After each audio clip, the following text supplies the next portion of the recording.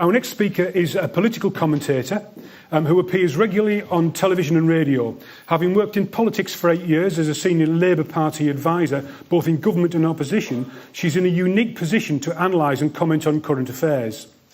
During her time in Westminster, she worked for Harriet Harman and Ed Miliband, advising on Prime Minister's questions, speeches, media policy, etc. Previously, our speaker worked as a comedian performing stand-up in clubs, so obviously a great relationship with politics there, and theatres across the country, and at Edinburgh Fringe Festival, I should say. She was a semi-finalist in the BBC and Channel 4 New Talent competitions, so she's understandably in much demand as a speaker and a host due to her unique background in politics and stand-up. So please welcome to the stage Ayesha Hazarika, please. Hello everybody, it's really great to be here today, and thanks very much for that introduction. So as Dave said, I was a special advisor. I worked for Gordon Brown, Harriet Harman and Ed Miliband, and I'm sure you'll all agree that was a massive success story. Yeah, my advice is absolutely brilliant, by the way. For full disclosure, I would like to say I was also advising the Remain campaign. And I did help Angela Eagle for 1 week. So I'm basically like the Jonah of British politics. And if I had any decency, I'd go and offer my services to Donald Trump immediately. Half man, half what's it, who knew? Right, so I'm here just to tell you a wee bit about just the general political landscape, and I think where What Next can fit in. And I'd just like to begin by paying tribute to the work that What Next has done. I did a lot of work with these guys, and I worked for Harriet Harman when she had the brief in opposition for culture, media and sport. And I think our collaboration really showed, even in opposition, we did a lot of work in Parliament, in the media, trying to kind of advance the debate. And I think you're starting from a really, really strong foundation. I think What Next have achieved a lot in the short time that it's been going. So look, if there's one word I'd use to describe politics at the moment, it's disruption.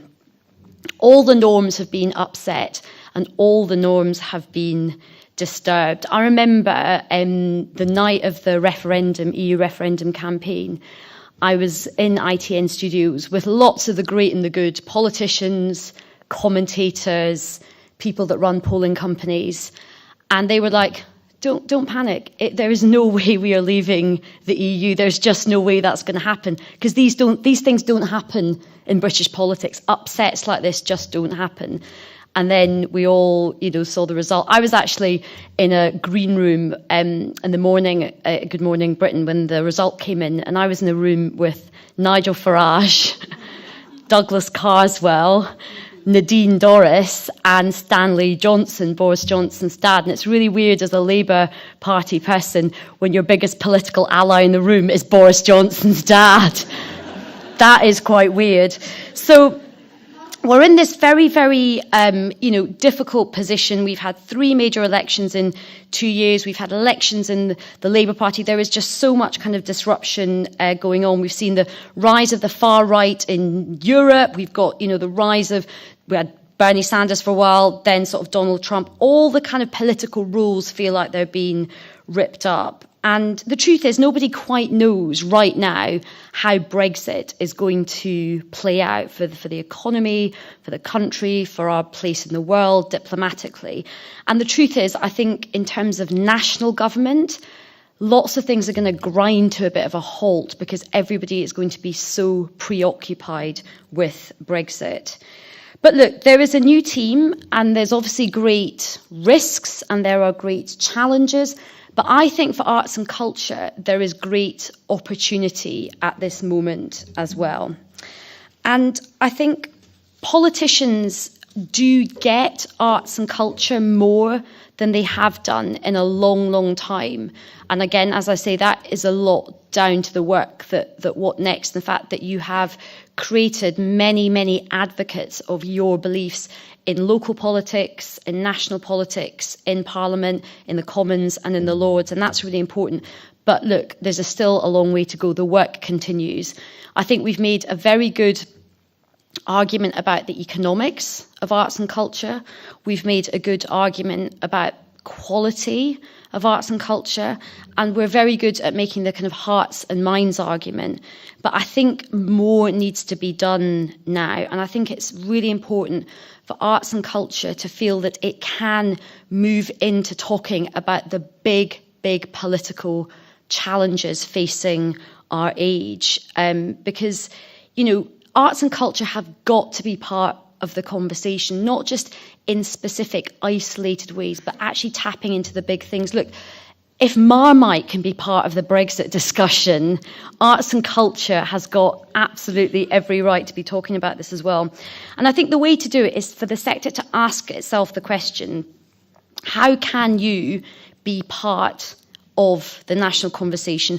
What are the big challenges that this new government and the country is facing? And how can you be part of the solution? And how can you assert yourself to be more muscular? Because it's really important that you do that. There's lots of spaces that are being opened up now, partly because the country, you know, is in quite a lot of turmoil. And I think that means that there should be no-go areas. And I think the arts have got to be part of that. So what are the big issues facing politics at the moment? And where can you guys kind of fit into this? Well, of course, first of all, there is Brexit. Britain's foreign policy. What is Britain's place in the world? And actually, arts is a huge part of that. Matthew Hancock came recently to an event I was at, and he was talking about arts and culture being Britain's global calling card as it does its diplomacy around the world, and that is very, very important. What else does the government care about? Education is a big thing. We know we are about to go into a big row on grammar schools. Now, whatever your opinion on grammar schools is, there is a great space for arts and culture in this debate, because whether you agree with selection or not, what everybody wants is better education for all children, and arts and culture is a really, really important part of that.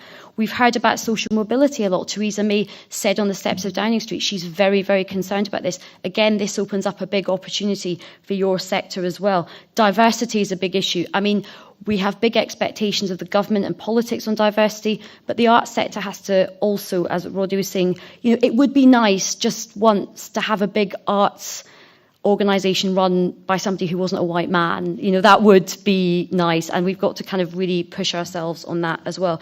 Things like the environment, sustainability, cohesion, integration, a sense of place, a sense of community. These are really big ticket political issues that the nation is grappling with, and arts and culture has a place in all of that. So in terms of where the different parties are, we know that with our new Prime Minister, Theresa May, she, I think, will see a social mobility imperative for arts and culture. I think she will feel probably less kind of culturally fluent than David Cameron was. He was much more kind of open to the arts, I think.